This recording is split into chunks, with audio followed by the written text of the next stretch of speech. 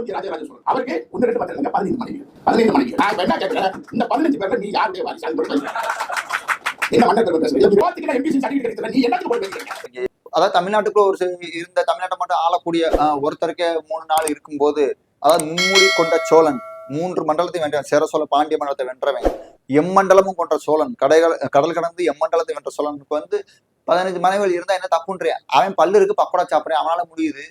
நீ ஏப்பா வருத்தப்படுற? அவன் 15 மனைவி கட்டினானே என்ன?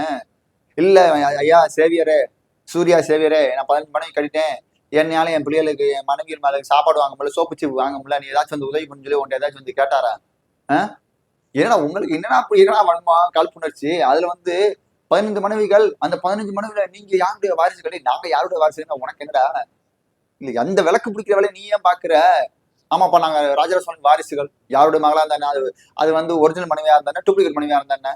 இன்னைக்கு டூப்ளிகேட் மனைவியுடைய தமிழகத்தை ஆண்டவருடைய டூப்ளிகேட் மனைவியுடைய வாரிசுகள் நாங்கள் தான் வாரிசுன்னு சொல்லும் போது, எம்மண்டலம் கொண்ட சோழருடைய வாரிசுகள் நாங்க சொன்னா என்னப்பா? தமிழ் வரிசனுக்கு தமிழ் மண்ணுடைய வாரிசுகள் நாங்க சொல்லிக்கிறோம். உனக்கு என்னடா பிரச்சனை?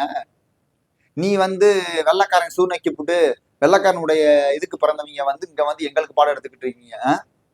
இதெல்லாம் என்ன சொல்றது? இதெல்லாம் தமிழையும் பார்த்து டேய் திருந்துங்க. அந்த அதாவது ராஜராஜ சோழனை வந்து கல்லர் கொண்டாடுறாங்க, வன்னியர் கொண்டாடுறாங்க, தேவேந்திர வேளாளர் கொண்டாடுறாங்க, பறையர் சமூக மக்கள் கொண்டாடுறாங்க, ஆசாரி சமூக மக்கள் கொண்டாடுறாங்க, எல்லாரும் கொண்டாடுறாங்க.